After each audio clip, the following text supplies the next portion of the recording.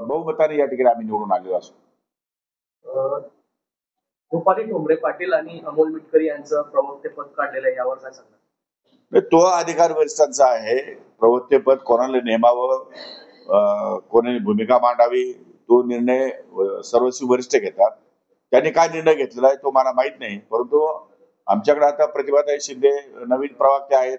अनिल दादांना पण प्रवक्तेपद या ठिकाणी दिलेलं आहे. त्यामुळे त्यांनी पक्षाची भूमिका मांडणं राज्य सरकारमध्ये हे ते त्यांचं काम व्यवस्थितपणे करतील, आम्हाला खात्री आहे. त्या दृष्टिकोनातून आता सारखे एकच प्रवक्ता राहत नाही कुठल्याच पक्षामध्ये, प्रवक्ते बदलत असतात. बदल हा निसर्गाचा नियम आहे, त्यामुळे बदलले असतील कदाचित, माहित नाही, परंतु तो अधिकार पूर्णपणे वरिष्ठांचा आहे. सकाळपासून आपण सर्व कार्यकर्त्यांची पदाधिकाऱ्यांची मिटिंग घेत आहे, जिल्ह्याचा पूर्ण आढावा घेतलेला आहे. स्थानिक स्वराज्याच्या पार्श्वभूमीवरती असं तुम्हाला कुठे वाटतं की इथं तुम्ही सोबळावर लढू शकतात आणि या ठिकाणी आम्ही युती करू शकतो? बऱ्याच ठिकाणी आम्ही सोबळावर लढू शकतो. जोपर्यंत आमच्या खालच्या कार्यकर्त्यांचं समाधान होत नाही, आमच्या कार्यकर्त्यांमध्ये आत्मविश्वास निर्माण होत नाही, तोपर्यंत आम्ही त्याच्यावरती भाष्य करणं योग्य होणार नाही. आम्हाला आमचे पत्ते उघडे करायचे नाही. त्यामुळे आमच्या ज्या नगरपालिका आहेत त्या स्थानिक लेवलवरती ते आम्हाला 2 दिवसात ब्रीफ करणार आहेत. ती ब्रीफ केल्यानंतर आम्ही चर्चा करू की कुठली नगरपालिका, आम्ही तुम्हाला साधारण 2-4 दिवसामध्ये सांगू की आम्ही कुठल्या नगरपालिका सोबळावर लढणार आहोत आणि कुठे युतीमध्ये जाणार आहोत. कोणाची युती होईल, कोणाची आघाडी होईल, काय होईल, हे 2-3 दिवसानंतर चित्र स्पष्ट होईल. शरद पवार गटाचे नेते जे आहे अरुणभाई गुजराती हे आपल्या संपर्कात असल्याची माहिती मिळते. कधी प्रवेश त्यांचा उद्या प्रवेश आहे. ते उद्या राष्ट्रवादी काँग्रेस पक्षामध्ये प्रवेश करतायत अशी मला माहिती आहे. अजितदादांच्या उपस्थितीत, ऑफकोर्स तटकरे साहेब आणि अजितदादा मुंबईमध्ये.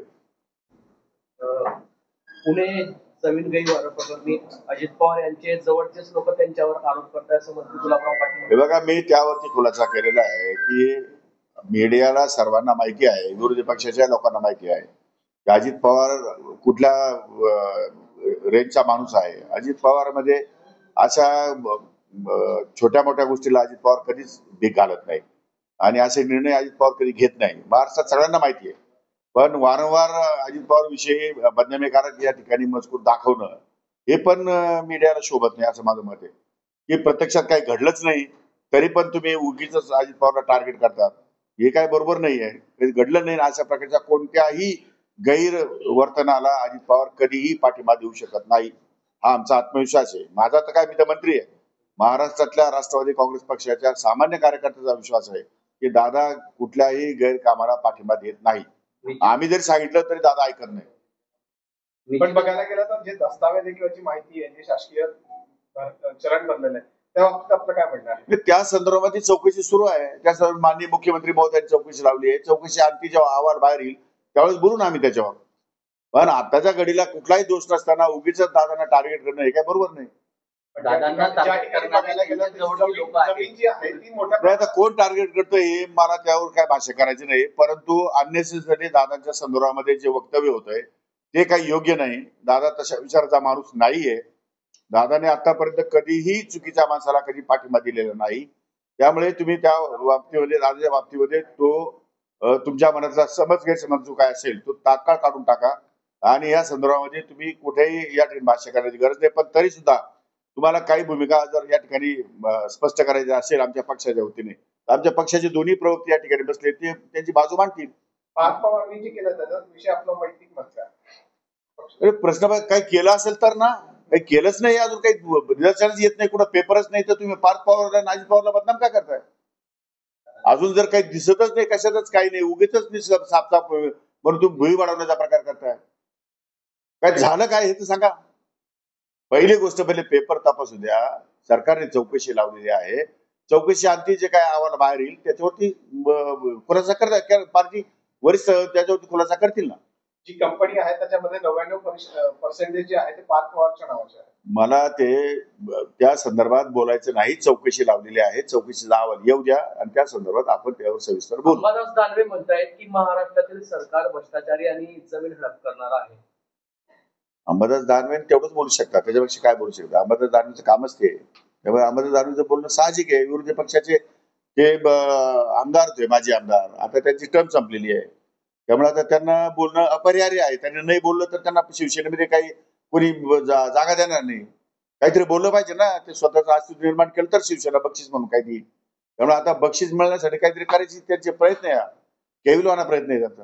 नैतिकता दाखवून मी राजीनामा दिला होता. नैतिकता दाखवून मी माझ्या 12 मंत्रिपदांचा राजीनामा दिला होता. तशीच नैतिकता आता अजित पवारांनी दाखवावी आणि पदाचा राजीनामा द्यावा असं एकनाथ खडसे म्हणतात. अहो पण एकनाथ खडसेंनी राजीनामा दिला ती गोष्ट वेगळी होती. दादांनी राजीनामा द्यावा. आज काय घडले काय? मुळात काही घडलंच नाही. तुम्ही राजीनामा मागतात का? काही घडलं तर राजीनामा मागण्यात मजा आहे ना. तुम्ही उगीच, मी तेच सांगते, साफ तुम्ही भूमिका वाढवताय. काय घडलंच काही नाही महाराष्ट्रामध्ये, तर उगीच त्याची दळचामा करताय तुम्ही, चुकीचं आहे. दाखवून मी माझ्या 12 मंत्रिपदांचा राजीनामा दिला होता. तशीच नैतिकता आता अजित पवारांनी दाखवावी आणि पदाचा राजीनामा द्यावा असं एकनाथ खडसे म्हणतात. अहो पण एकनाथ खडसेंनी राजीनामा दिला ती गोष्ट वेगळी होती.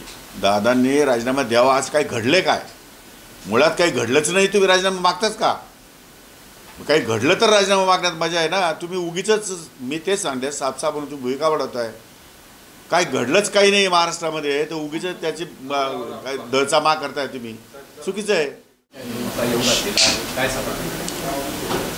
आज सकाळपासून रावेर लोकसभा मतदारसंघ आणि आता जळगाव लोकसभा मतदारसंघ, आमचे जिल्हा अध्यक्ष संजय पवार, त्यानंतर सतीश अण्णा, गुलाबराव पाटील, आमचे अनिल दादा प्रवक्ते, गुलाबराव देवकर आणि अनिल पाटील आमचे प्रवक्ते, प्रतिभाताई पाटील प्रवक्त्या, त्यानंतर कल्पना पाटील, अभिषेक पाटील आणि आमचे सर्व रवी विगत सगळं आमचे राष्ट्रवादी काँग्रेस पक्षाचे पदाधिकारी यांच्या समवेत आम्ही सर्व जळगाव लोकसभा मतदारसंघातल्या ज्या काही नगरपालिका आहेत त्या नगरपालिकांच्या संदर्भात आढावा घेतला. यामध्ये बहुतांश नगरपालिका मतदारसंघामध्ये नगराध्यक्ष पदाचे उमेदवार आणि नगरसेवक पदाचे उमेदवार आमचे तयार आहेत आणि चांगली परिस्थिती ओव्हरऑल या ठिकाणी आमच्या निदर्शनास येते. रावेरमध्ये तर अतिशय चांगली परिस्थिती आहे. अल्पसंख्याक समाजाच्या अनेक लोकांनी राष्ट्रवादी काँग्रेस पक्षाबरोबर अजितदादांच्या नेतृत्वाखाली या ठिकाणी विश्वास ठेवून इकडे प्रवेश केलेला आहे. एकंदरीतच जिल्ह्यामध्ये अतिशय साधक बाधक आणि पॉझिटिव्ह वातावरण या ठिकाणी दिसतं आहे. बहुतांश नगरपालिकेमध्ये या ठिकाणी राष्ट्रवादी काँग्रेस पक्षाचा झेंडा फडकेल अशी आम्हाला अपेक्षा आहे, अशी आमची खात्री आहे. 1-2 नगरपालिकांमध्ये थोड्याफार प्रमाणामध्ये काही कमी जास्त झालं तर आम्ही त्या ठिकाणी युती करण्याच्या संदर्भामध्ये ऑफर समोर दिलेली आहे. समोरच्यांकडनं जेव्हा आमच्याकडं ऑफर येईल, चर्चा होईल, त्यावेळेस तो निर्णय होईल. सध्या तरी आम्ही जळगाव महानगरपालिका आणि जळगाव जिल्हा परिषद पंचायत समितीच्या बाबतीमध्ये चर्चा केलेली नाही.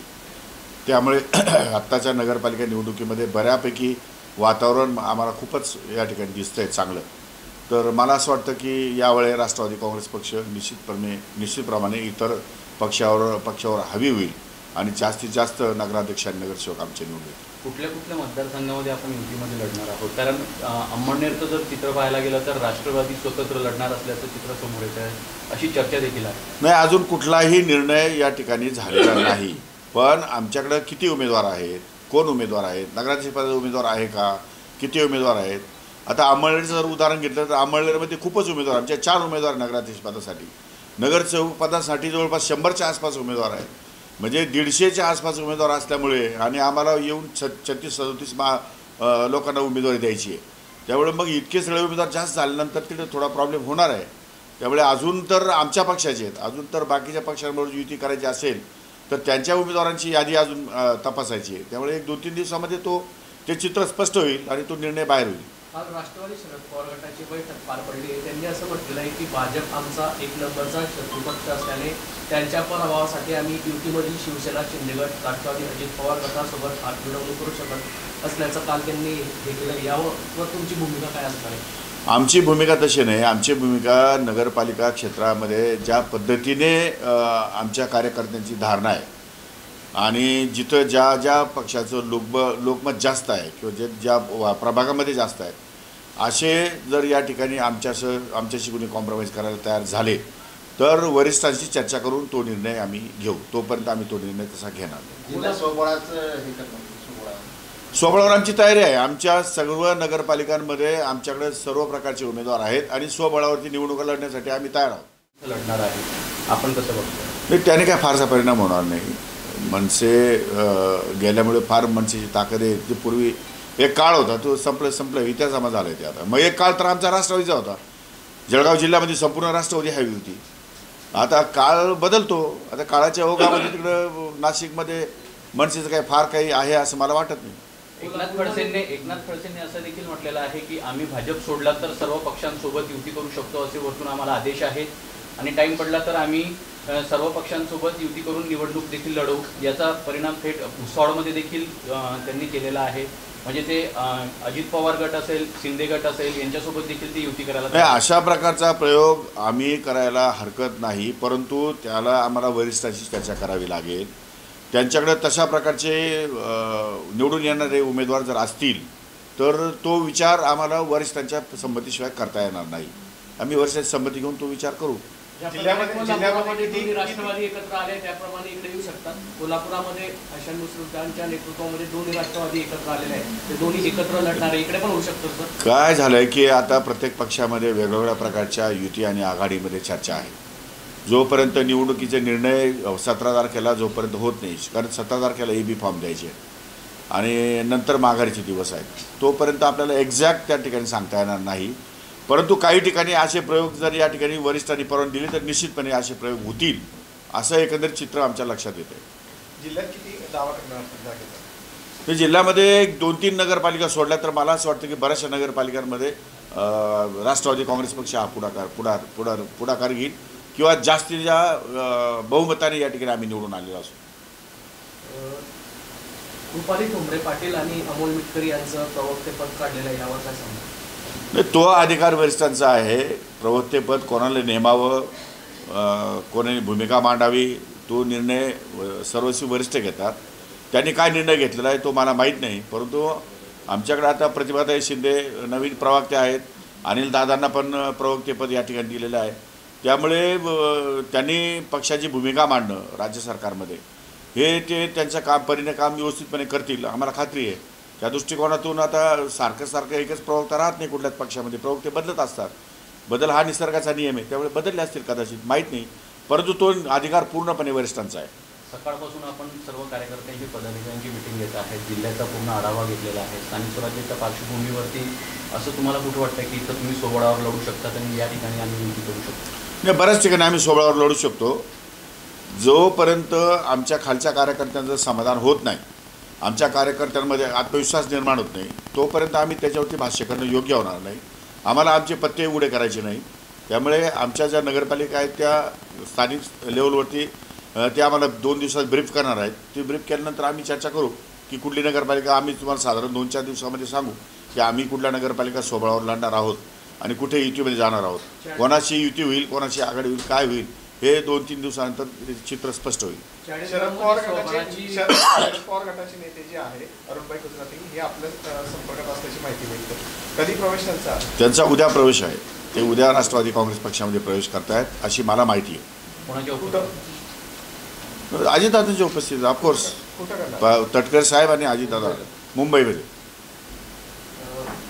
पुणे जमीन गैरव्यवहार प्रकरणी अजित पवार यांचे जवळचेच लोक त्यांच्यावर आरोप करताय असं म्हणतात गुलाबराव पाटील. हे बघा, मी त्यावरती खुलासा केलेला आहे की मीडियाला सर्वांना माहिती आहे, विरोधी पक्षाच्या लोकांना माहिती आहे की अजित पवार कुठल्या रेंजचा माणूस आहे. अजित पवारमध्ये अशा छोट्या मोठ्या गोष्टीला अजित पवार कधीच भीक घालत नाही आणि असे निर्णय अजित पवार कधी घेत नाही. महाराष्ट्रात सगळ्यांना माहिती आहे. पण वारंवार अजित पवारविषयी बदनामीकारक या ठिकाणी मजकूर दाखवणं हे पण मीडियाला शोभत नाही असं माझं मत आहे. की प्रत्यक्षात काही घडलंच नाही तरी पण तुम्ही उगीच अजित पवारला टार्गेट करतात, हे काय बरोबर नाही आहे. कधी घडलं नाही. अशा प्रकारच्या कोणत्याही गैरवर्तनाला अजित पवार कधीही पाठिंबा देऊ शकत नाही. हा आमचा आत्मविश्वास आहे. माझा तर काय, मी तर मंत्री आहे. महाराष्ट्रातल्या राष्ट्रवादी काँग्रेस पक्षाच्या सामान्य कार्यकर्त्याचा विश्वास आहे की दादा कुठल्याही गैरकामाला पाठिंबा देत नाही. आम्ही जरी सांगितलं तरी दादा ऐकत नाही. पण बघायला गेलं तर जे दस्तावेज किंवा जी माहिती आहे, जे शासकीय चरण बनलेलं आहे त्या बाबतीत आपलं काय म्हणणं आहे? त्या संदर्भात चौकशी सुरू आहे. त्या संदर्भात माननीय मुख्यमंत्री महोदयांनी चौकशी लावली आहे. चौकशी आणखी जेव्हा अहवाल बाहेर येईल त्यावेळेस बोलून आम्ही त्याच्यावर. पण आत्ताच्या घडीला कुठलाही दोष नसताना उगीच दादांना टार्गेट करणं हे काय बरोबर नाही. पण दादांना ज्या target ठिकाणी करणारे बघायला गेलं त्यांच्या तर जवळची लोकं आहेत. जमीन जी आहे ती मोठ्या नाही, आता प्रमाणात- कोण टार्गेट करतं हे मला त्यावर काय भाष्य करायचं नाही, परंतु अननेसेसरी दादांच्या संदर्भामध्ये जे वक्तव्य होतं आहे ते काही योग्य नाही. दादा तशा विचाराचा माणूस नाही आहे. दादाने आत्तापर्यंत कधीही चुकीच्या माणसाला कधी पाठिंबा दिलेला नाही. त्यामुळे तुम्ही त्या बाबतीमध्ये दादाच्या बाबतीमध्ये तो तुमच्या मनातला गैरसमज जो काय असेल तो तात्काळ काढून टाका आणि या संदर्भामध्ये तुम्ही कुठेही या ठिकाणी भाष्य करण्याची गरज नाही. पण तरीसुद्धा तुम्हाला काही भूमिका जर या ठिकाणी स्पष्ट करायची असेल आमच्या पक्षाच्या वतीने तर आमच्या पक्षाचे दोन्ही प्रवक्ते या ठिकाणी बसले ते त्यांची बाजू मांडतील. पार्थ पवारनी जे केलं त्याचा विषय आपला वैयक्तिक मत का? अरे प्रश्न काही केलं असेल तर ना, काही केलंच नाही, अजून काही निदर्शनच येत नाही, कुठं पेपरच नाही, तर तुम्ही पार्थ पवारला अजित पवारला बदनाम का करताय? अजून जर काही दिसतच नाही, कशातच काही नाही, उगीच नाही साफ म्हणून तुम्ही भुई वाढवण्याचा प्रकार करताय. काय झालं काय हे तर सांगा. पहिली गोष्ट, पहिले पेपर तपासू द्या. सरकारने चौकशी लावलेली आहे. चौकशी अंती जे काय अहवाल बाहेर येईल त्याच्यावरती खुलासा करता पार्टी वरिष्ठ त्याच्यावरती खुलासा करतील ना. जी कंपनी आहे त्याच्यामध्ये 99% जे आहे ते पार्थ पवारच्या नावाचे आहे. मला ते त्या संदर्भात बोलायचं नाही. चौकशी लावलेली आहे. चौकशीचा अहवाल येऊ द्या आणि त्या संदर्भात आपण त्यावर सविस्तर बोलू. अंबादास दानवे म्हणतायत की महाराष्ट्रातील सरकार भ्रष्टाचारी आणि जमीन हडप करणार आहे. अंबादास दानवे तेवढंच बोलू शकतात, त्याच्यापेक्षा काय बोलू शकतात? अंबादास दानवेचं कामच ते. त्यामुळे अंबादास दानवेचं बोलणं साहजिक आहे. विरोधी पक्षाचे ते आमदार होते, माजी आमदार, आता त्यांची टर्म संपलेली आहे. त्यामुळे आता त्यांना बोलणं अपरिहार्य आहे. त्यांनी नाही बोललं तर त्यांना शिवसेनेमध्ये काही कोणी जागा देणार नाही. काहीतरी बोललं पाहिजे ना. ते स्वतःचं अस्तित्व निर्माण केलं तर शिवसेना बक्षीस म्हणून काही देईल. त्यामुळे आता बक्षीस मिळण्यासाठी काहीतरी करायची त्यांचे प्रयत्न आहे, केविलवाना प्रयत्न आहे त्यांचा.